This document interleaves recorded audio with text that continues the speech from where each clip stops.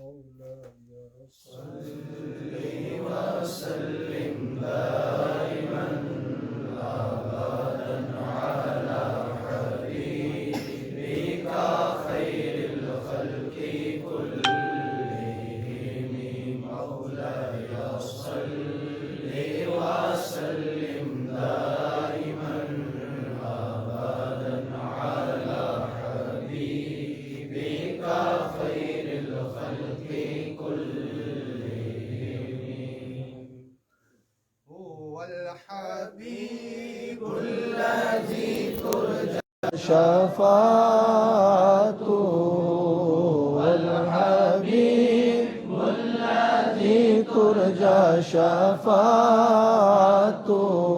لكل هول من الأهوال مقتحم مولاي صل وسلم دائما أبدا على حبيبك خير الخلق كلهم يا ربي بالمصطفى بلغ مقاصدنا يا ربي بالمصطفى بلغ مقاصدنا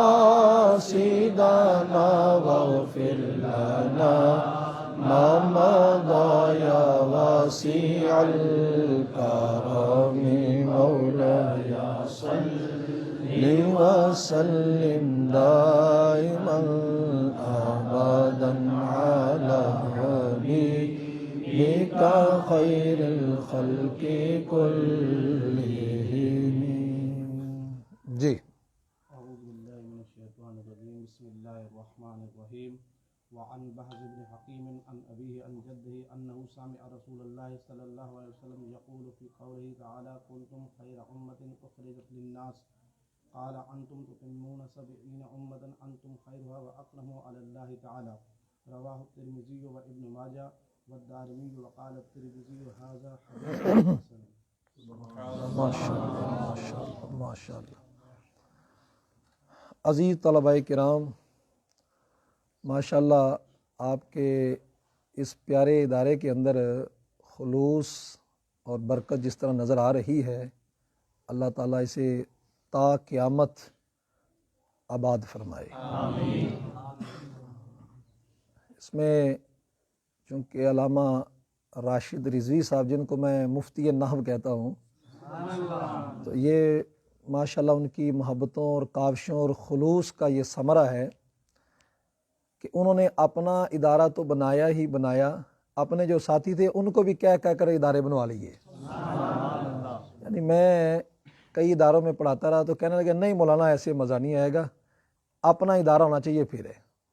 تو ماشاءاللہ ان کی محبتیں ہیں، ان کے ماشاءاللہ بھائی بھی ان کے ساتھ ہے، اللہ تعالیٰ یہ ان کے ساتھ جو ساتھی جڑے ہوئے ہیں ان کے اخلاص میں، ان کے معاملات میں بہتری فرمائے اور یہ کس مشقت سے چلے تھے، یہ کس دور سے چلے تھے، یہ آپ سمجھتے ہیں، اور انہی کا یہ خلوص کا ثمرہ ہے کہ اتنی تعداد جو ہے اس ادارے اور اس جگہ میں جہاں سے اندر آنا بھی بڑا دشوار ہوتا ہے، اللہ رب العزت یہ اکابرین کا جو یہ نقشہ ہے اس کو قائم رکھے۔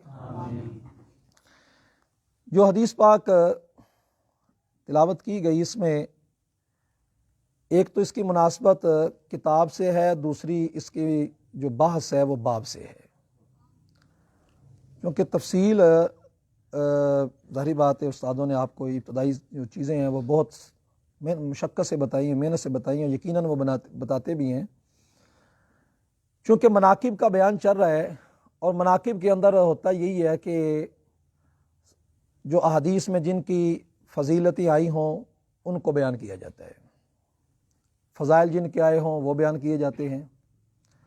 تو یہ حدیث پاک چونکہ ایک عمومی لحاظ سے خوبی پر مبنی تھی، اس واسطے علیحدہ علیحدہ خوبیاں بیان کرنے کے بعد آخر کے اندر ایک عمومی جو فضائل و مناقب پر مبنی حدیث تھی اس کو آخر میں رکھ دیا۔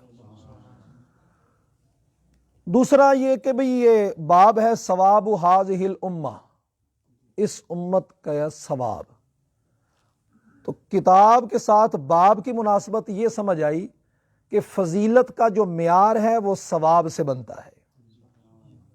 بس یہ سمجھ اگر آ جائے تو اکابرین کا جو نقطہ نظر ہے اور اکابرین کی جو فضائل اور افضلیت کے اندر جو معیار ہے وہ سمجھ آ جائے گا.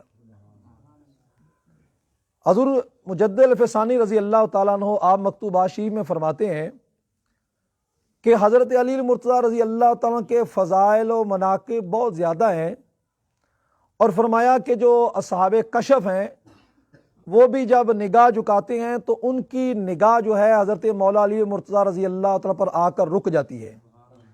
اس کی وجہ یہ ہوتی ہے کہ ان کی پہنچ ہی وہاں تک ہوتی ہے. آپ فرماتے ہیں شیخین کریمین حضرت سیدنا ابو بکر صدیق رضی اللہ تعالیٰ، حضرت سیدنا عمر فاروق رضی اللہ تعالیٰ، یہ دو بزرگ ہستیاں جو ہے یہ قدم نبوت پر ہوتی ہیں، اور عام ولی کی نگاہ یہاں تک پہنچ ہی نہیں سکتی.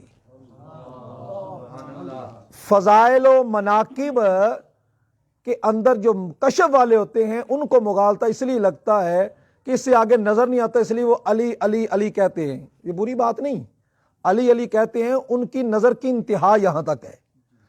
آپ فرماتے ہیں اس کے آگے جو نظر ہوتی ہے وہ فرد وقت جو ہوتا ہے نا، جس طرح حضور سیدنا غوث پاک رضی اللہ تعالیٰ شخصیات ہو گئی، شاہ نقشبند رحمۃ اللہ علیہ، ایسی شخصیات، ان کی نگاہ چونکہ حضور کے فیضان نبوت کی وجہ سے وہ دیکھ لیتے ہیں قدم نبوت پر کون ہے. تو شیخین کریمین جو ہیں یہ قدم نبوت کے زیر سایہ ہیں، اسی واسطے آپ کا مقام بھی وہ بنا دیا گیا، اور اس ظاہر کے اعتبار سے اور باطن کے اعتبار سے بھی آپ کا مقام امت میں سب سے افضل ہے. تو چونکہ اب انہوں نے مناسبت ذکر کی ہے باب ثواب ہذہ الامہ، کہ اس امت کا ثواب، تو افضلیت کا معیار جو ہے وہ ثواب پر رکھا گیا ہے کہ جس کا ثواب عند اللہ زیادہ ہوگا وہی افضل ہوگا. اب ایک ایسی باطنی چیز ہے جس کو ہم تو پرکھ نہیں سکتے نہ سمجھ سکتے ہیں کہ ثواب دینے والی ذات تو اللہ ہے، اور نامہ اعمال کرامن کاتبین یعلمون ما تفعلون، جانتے وہی ہیں جو تم کرتے ہو، وہ سارا اللہ کو بات سپرد کر دیتے ہیں. ہم کیسے جان سکتے ہیں ثواب کو، اور ہم کیسے معیار دینے والے بن سکتے ہیں؟ اس کے لیے جب امور باطنیہ ہوں تو پھر ضابطہ ہوتا ہے کہ پھر ظاہر پر دلیل دیکھی جاتی ہے. اب ہم دیکھتے ہیں کہ سرکار دو عالم صلی اللہ علیہ وسلم کی حیات ظاہرہ کے اندر نبی اکرم صلی اللہ علیہ وسلم نے اپنے مصلی پاک پر سیدنا ابو بکر صدیق کو کھڑا فرمایا، بلکہ حکم دیا مروا ابا بکر فلیصلی بالناس. تو سیدنا ابو بکر صدیق رضی اللہ تعالیٰ عنہ جو مقتدیوں میں کا ثواب پچھلی صفوں کا، ان سے بڑھ کر اگلی صفوں کا، پھر پہلی صف کا زیادہ ثواب، پھر جو امام کے زیادہ قریب ہو جائے اس کا زیادہ ثواب، تو جو سب سے آگے ہو جائے اس کا، چونکہ قرینہ اس سے بڑھ کر اور تھا نہیں، دلیل اس سے بڑھ کر ظاہر پر تھی نہیں، جو اس امر باطنی کو سمجھ سکے بھی ثواب کس کا زیادہ ہے، چونکہ حضور نے متعین کر دیا ہے اس لیے سمجھ آ گیا کہ ثواب میں زیادہ سیدنا ابو بکر صدیق ہے. پھر مسلم شریف کی روایت بھی آپ کے سامنے ہے کہ نبی اکرم صلی اللہ علیہ وسلم نے اس والے سے، جو صحابہ کرام نے کہا بھی ہم میں سے زیادہ عالم جو تھے وہ سیدنا ابو بکر صدیق تھے. اب سیدنا ابو بکر صدیق رضی اللہ تعالیٰ وہ عالم بھی ہیں اور امام بھی ہیں، تو ثواب میں اسی اعتبار سے حق بنتا تھا کہ وہ زیادہ بنے. ثواب میں جس کا حق بنے اس کے لیے میں نے یہ آپ کو بات بتائی کہ دلیل ظاہر ہونا ضروری ہوتی ہے، اور دلیل ظاہر یہاں پر موجود ہے.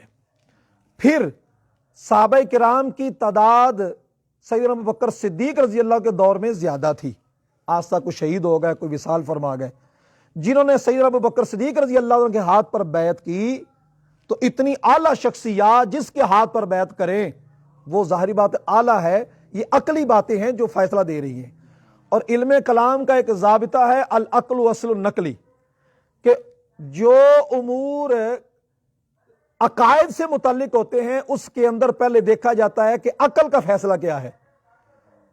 جو فقہ ہوتی ہے اس کے اندر پہلے منقولی دلائل کو دیکھا جاتا ہے، پھر عقل اس کی موافقت کے لیے آتی ہے. لیکن علم کلام کے اندر جو مسائل متکلمیہ ہوتے ہیں، کلامیہ مسائل ہوتے ہیں، اس کے اندر ضابطہ ہوتا ہے العقل اصل النقلی. خیالی میں لکھا ہے کہ پہلے لازمی ہوتا ہے کہ دیکھا جائے کہ عقل کے مطابق نقل آ رہی ہے تو اس پر عمل کرنا واجب ہے. اگر عقل کے مطابق منقولی دلیل نہیں آ رہی ہوتی اس میں تعویل کرنا واجب ہوتا ہے. جس طرح الرحمن علی العرش استویٰ، اس کے بارے میں لکھا کہ اس کی تعویل کرنا واجب ہے، اور ایسی تعویل رکھنا جو عقائد مسلمہ کے مطابق ہو اور اللہ رب العزت کی شان کے مطابق ہو. بات سمجھیے؟ اس واسطے یہ مسئلہ چونکہ عقیدے سے متعلق ہے اور اس کے مطابق عقلی دلائل یہی تقاضا کرتے ہیں کہ آپ سب سے افضل ہوں، اور اوپر سے جو نصوص آتی ہیں مرو ابا بکر فلیصلی بالناس، اور سیدنا ابو بکر صدیق رضی اللہ کے دل میں جو ہے وہ، اور غار کی رات والی وہ 3 راتیں وہ، اور اس کے علاوہ آپ عالم ہیں، یہ ساری گواہیاں اسی بات پر ہیں. اور صحابہ کے اس پر جو اجماع ہو گیا، پھر امت کا اجماع ہو گیا کہ نبی اکرم صلی اللہ علیہ وآلہ وسلم کے بعد انبیاء میں سے، حضور صلی اللہ علیہ وسلم کے بعد انبیاء کرام میں سے بعد جس کو کہا جاتا ہے، تو سب سے افضل سیدنا ابو بکر صدیق رضی اللہ تعالیٰ عنہ. ایک مسئلے کے اندر آ کر ایک بہت بڑی شخصیت جو ڈولی ہے، انہوں نے کشف الاسرار رسول بزدوی کی جو شرح ہے اس کا حوالہ دیتے ہوئے کہا کہ جو مسائل اجتہادیہ ہوتے ہیں اس کے اندر اجماع نہیں ہو سکتا.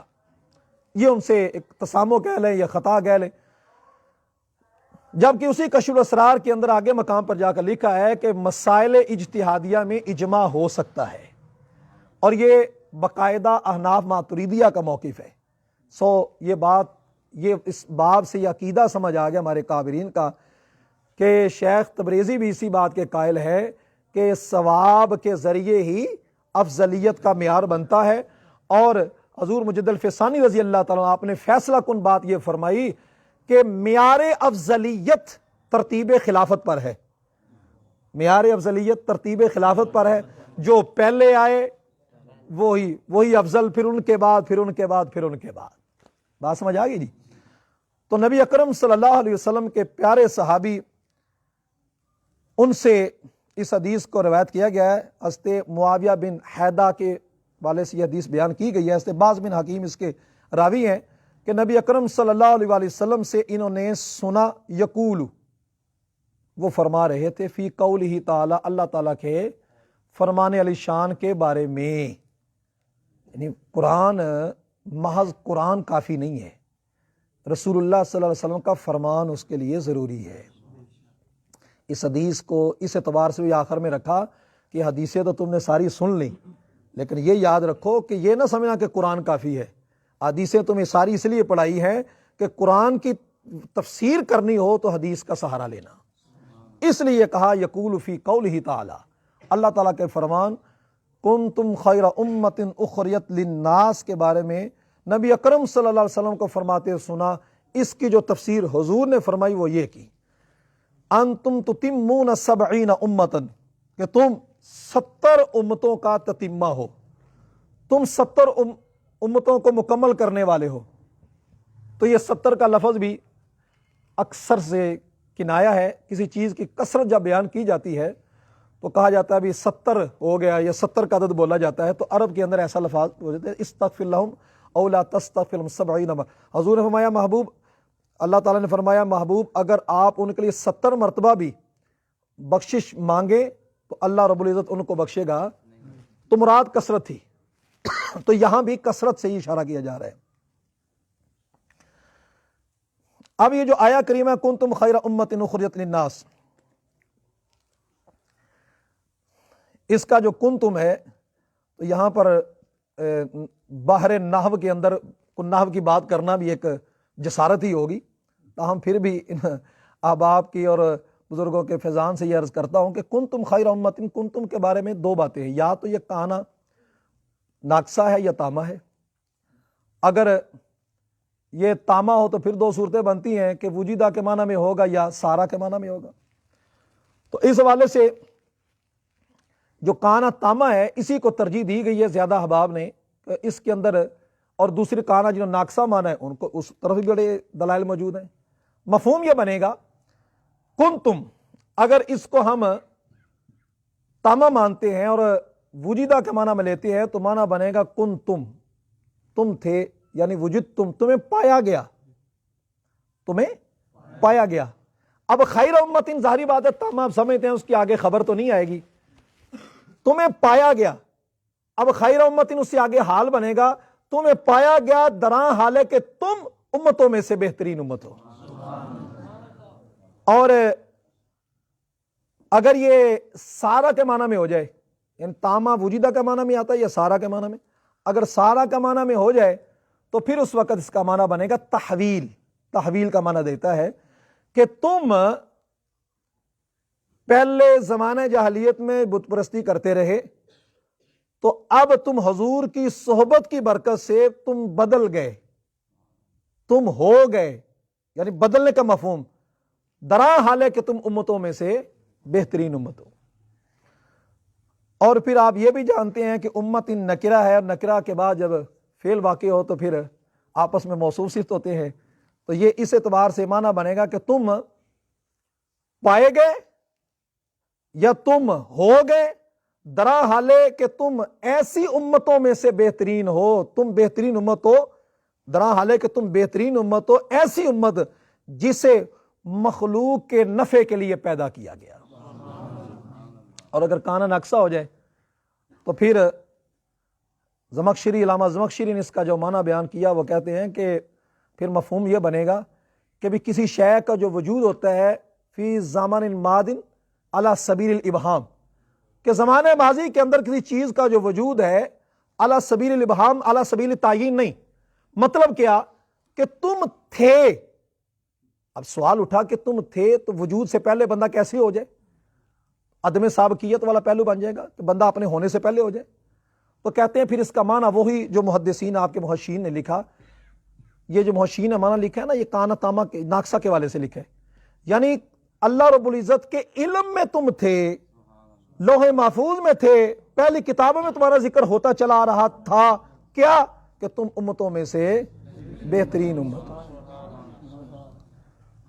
اور پھر بہترین امت کی جو آگے جو وضاحت کی کہ تم بہترین امت ہو، ہم نے بھی یہاں تک ہی کام رکھا ہوا ہے، کنتم خیر امت اخرجت للناس، تم بہترین امت ہو جو لوگوں کے لیے ظاہر کیے گئے. اگلی بات جو اس کی علت ہے، یہ معلول ہے، اگلی علت آگے آ رہی ہے. تامرون بالمعروف وتنہون عن المنکر، تم نیکی کا حکم دیتے ہو اور برائی سے منع کرتے ہو. یہ امت کی خوبی یہ ہے. اور سیدنا ابو ہریرہ رضی اللہ تعالیٰ کے حوالے سے آتا ہے، کہتے ہیں کہ اس کے اندر بیان یہ کیا جا رہا ہے کہ تم جہاد کرتے ہو. اور باقاعدہ مولا علی قاری نے لکھا کہ جہاد کے اعتبار سے اس امت کو کہا گیا کہ تم جہاد کر کے کافروں کو مسلمان بناتے ہو. یہ تمہاری خوبی ہے، پہلی امتوں کو یہ خوبی نہ ملی تھی، یہ حضور کی امت کی خوبی ہے. نیکی کا حکم دینا، برائی سے روکنا، یہ ایک عالمانہ شان ہوتی ہے. ہماری یقین مانے یہ منصب کوئی معمولی منصب نہیں ہوتا. ہم اس منصب پر بیٹھتے ہیں تو سمجھ لیں انگارہ ہاتھ پر رکھ لیتے ہیں. لوگوں کی ہماری جو ہم سے محبتیں وابستہ ہوتی ہیں، ہماری تعظیم کرتے ہیں، ہاتھ چومتے ہیں، صرف یہ اس لیے نہیں ہوتے، اس لیے ہوتے ہیں کہ بھئی یہ لوگ دین کا معاملہ کرتے ہیں اور حلال و حرام کے مسائل بتاتے ہیں، اور بتاتے وقت اپنی آر کا، اپنی عزت کا خیال نہیں رکھتے. لا یخافون لومۃ لائم، ملامت گر کی ملامت سے خوف نہیں کرتے کہ مجھے یہ کہے گا کیا. مسئلہ بتا دیں، کوئی بھی پیر صاحب ہے تو پھر کیا مسئلہ تو سنیں، شریعت کے تو محتاج ہے نا. لیکن اس دور، یہ مداہنت کا جو دور جا رہا ہے بڑا عجیب سا ہے، جس میں دین کو ترک کیا جاتا ہے لوگوں کے لیے. مداہنت اسی کو کہتے ہیں نا. مدارت ہوتی ہے کہ جس میں مال خرچ کیا جاتا ہے لوگوں کو قریب لانے کے لیے، وہ دور چلا گیا. اب مداہنت کا دور ہے، آنکھیں بند کر کے بھی چلو ہمارا تو کام چل رہا ہے نا. اس واسطے نیکی کا پہلو رکھتے ہوئے یہ حدیث کو آخر میں اس لیے رکھا ہے کہ تم پڑھ جتنا مرضی لو، لیکن سارے پڑھنے کے اندر ایک تو تمہاری نیت یہ ہو کہ میرے پڑھنے کا مقصد کیا ہے، نیکی کا حکم دینا، برائی سے روکنا. لیبل لگا کے تقاریر ہوتی رہتی ہیں، کرتے ہیں لوگ. میں نے بسا اوقات عرض کرتا ہوں، میں نے کہا قبلہ میں یہ دیکھتا ہوں مدرسین پر اللہ کی خاص رحمت ہوتی ہے، بیمار کم ہوتے ہیں، لیکن کوئی خطیب ہوگا جو صحت مند نظر آئے. اب بیماری سے پاک ہو خطیب، مجھے کوئی نہیں نظر آیا. مدرس ہو تو اللہ کی خاص مہربانی اس پر ہوتی ہے. اور علامہ زرنوجی رحمۃ اللہ علیہ اس والے سے کہا ہوا کہ اللہ پاک بارگاہ میں یہ دعا ہو چکی ہے کہ مدرسین کی ضرورتیں پوری ہوتی رہیں گی، خطیبوں کو وافر ملتا رہے گا لیکن مدرسین کی ضرورتیں پوری ہوتی رہیں گی. تو یہ بڑی بات ہے کہ آپ کا نظریہ یہی ہے کہ ہم نے اللہ کے دین کی تبلیغ، ایک ہے تبلیغ کرنا، ایک ہے تبلیغ سکھانا. آپ تبلیغ کرنے والے تو بڑے بن جاتے ہیں، تبلیغ سکھانے والا کوئی کوئی بنتا ہے. آپ تبلیغ سکھانے والے بن رہے ہیں. آپ یہ نہ کہیں ہم دین کی تبلیغ کرتے ہیں، آپ کہیں ہم مبلغ پیدا کرتے ہیں، ہم تبلیغ کرنے والے جو لوگ ہیں ان کو تیار کرتے ہیں۔ آپ کے 2 سال اس کے بعد رہ گیا، اس کے بعد اس منصب پر آ جانا ہے، کبھی مداحنت کا شکار نہ ہو۔ یہ جو کہا گیا کہ تم 70 امتوں سے کا تتمہ ہو، یعنی ساری امتیں کا معاملہ انجام تم پر آ کر ہوتا ہے، اور کہا گیا انتم خیرھا واکرمھا علی اللہ تعالی، تم امتوں میں سے سب سے بہترین ہو۔ کیوں جی؟ اپنی ذاتی کمائی کی وجہ سے، یا زیادہ نفل پڑھتے ہو، زیادہ عمل کرتے ہو؟ وہ ایک طبقہ یہ بھی ہے نا، وہ کہتا ہے کہ بھی عمل کرنے سے بندہ جو ہے وہ نبی سے بھی بڑھ جاتا ہے، معاذ اللہ۔ جتنے مرضی عمل کر لیں، جتنے مرضی قرآن دن رات کر کے پڑھ لیں، نہیں، یہ جو تمہیں کرم نوازی ہوئی ہے یہ ہوئی ہے لما دعا اللہ داعین لطاعتہ باکرم الرسل کنا اکرم الامم، جب ہمیں اللہ نے اپنی اطاعت کی طرف بلایا، اب حضور کے صدقے باکرم الرسل، حضور کی عزت کی وجہ سے کنا اکرم الامم، ہم عزت والے امتی بن گئے، امتوں میں سے عزت والے بنے حضور کے صدقے۔ تو پھر یہ جو امتی بظاہر اعمال میں بڑھ سکتا ہے، امتی کا عمل ہوتا ہی تب مقبول ہے جب حضور کے صدقے میں آئے، تو بظاہر والی بات کہاں رہتی ہے؟ بات سمجھیے نا، عمل مقبول، عمل ہی تب بنتا ہے جب حضور کی تابعیت میں آئے، تو تابع ہوتی تب ہے جب آگے نہ ہو۔ تو یہ کیسے ہوگا بھی بظاہر ہو سکتا ہے؟ بظاہر والی بات ہی ختم ہوگی۔ تو نبی اکرم صلی اللہ علیہ وسلم آپ کی امت کی خیر، حدیث میں آتا ہے کہ جب قیامت کے روز جائیں گے نا جنت میں، تو اللہ جنتیوں پر جنت کو حرام کر دے گا، انبیاء پر جنت حرام ہوگی جب تک حضور نہ جائیں گے، اور پھر حضور کے صدقے پہلی امتوں میں سے کوئی امتی نہیں جا سکے گا جب تک حضور کی امت پہلے نہیں جائے گی۔ اور پھر یہاں پر جو خاتم نبوت کے والے سے جو عقیدہ بیان کیا گیا کہ بھئی تم امتوں میں سے اس اعتبار سے بہتر ہو گئے حضور کے صدقے، حضور کے بعد کوئی آ نہیں سکتا، خاتم النبیین ہے، اور اس واسطے تم امتوں میں سے بہتر ہو، تم سے بڑھ کر کوئی ہو نہیں سکتا۔ انتم خیرھا، تم امتوں میں سے بہترین ہو، واکرمھا علی اللہ تعالی، اور اللہ کی جناب میں سب سے زیادہ عزت والے ہو۔ اس حدیث کو امام ترمذی نے بیان کیا، ابن ماجہ نے، دارمی نے، اور امام ترمذی فرماتے ہیں ھذا حدیث حسن، یہ حدیث سند حسن سے ہے، اور حدیث حسن کو آپ سمجھتے ہیں کہ تلقی بالقبول سے بھی حدیث ضعیف جو ہو تو اس کو محدثین نے قبول کیا ہو نا، تو وہ بھی حدیث حسن تک ہو جاتی ہے۔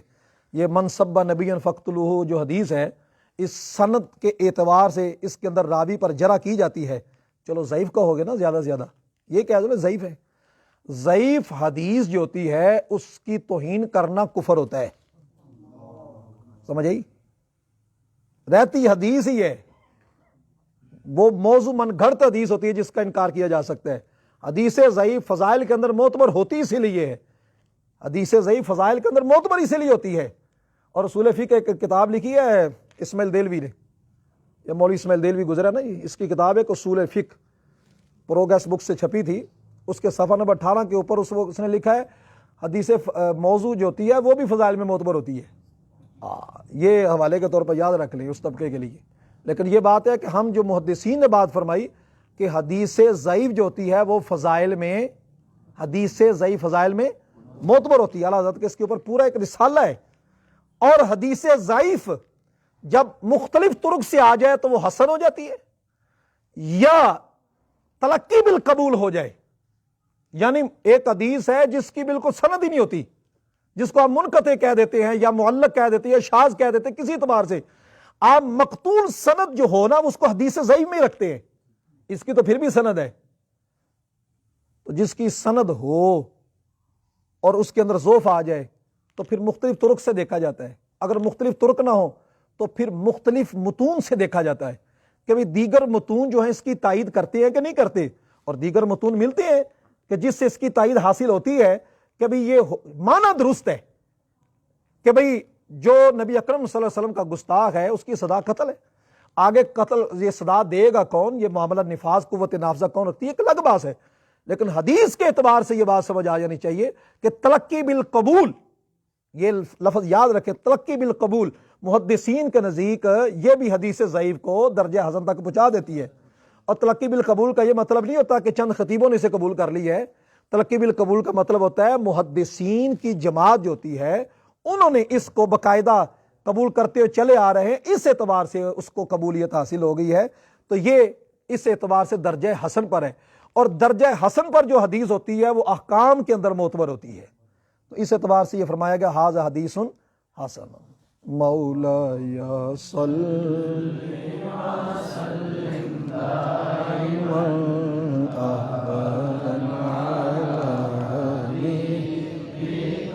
خیر الخلق كلهم محمد سید الکونین والثقلین محمد سید الکونین والثقلین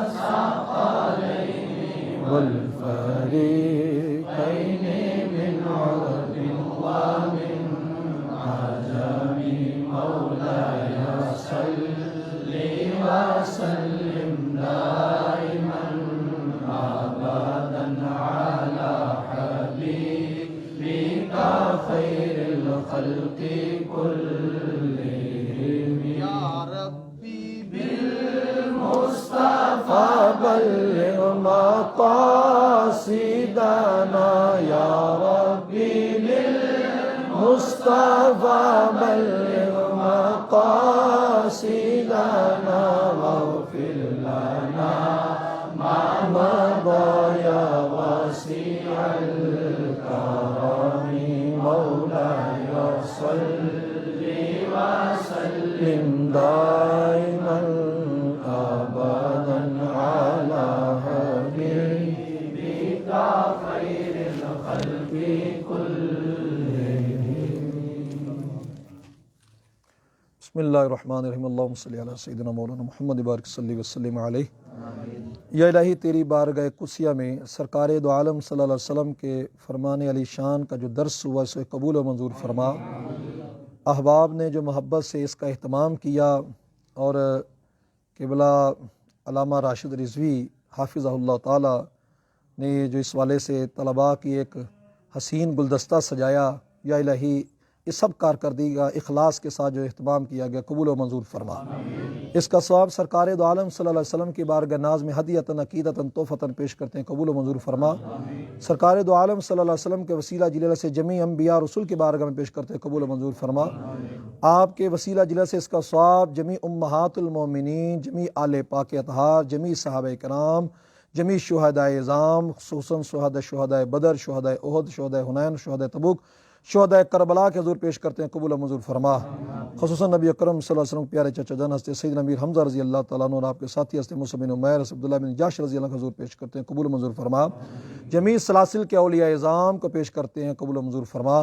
خصوصاً حضور سید علی بن عثمان حجویری، حضور داتا صاحب رحمۃ اللہ علیہ، حضور شیخ عبد القادر جیلانی، حضور غوث پاک رضی اللہ عنہ حضور پیش کرتے ہیں، قبول و منظور فرما۔ حضور خواجہ معین الدین چشتی اجمیری رحمۃ اللہ علیہ، حضور شیخ شہاب الدین سہروردی رحمۃ اللہ علیہ حضور پیش کرتے ہیں، قبول و منظور فرما۔ حضور شاہ نقشبند رحمۃ اللہ علیہ حضور پیش کرتے ہیں، قبول و منظور فرما۔ خصوصاً حضرت امام ربانی مجرف ثانی رضی اللہ عنہ حضور پیش کرتے ہیں، قبول و منظور فرما۔ اور جتنے بھی اس علاقے کے قرب و جوار میں اولیاء اعظام آرام فرمائے سب کے حضور پیش کرتے ہیں، قبول و منظور فرما۔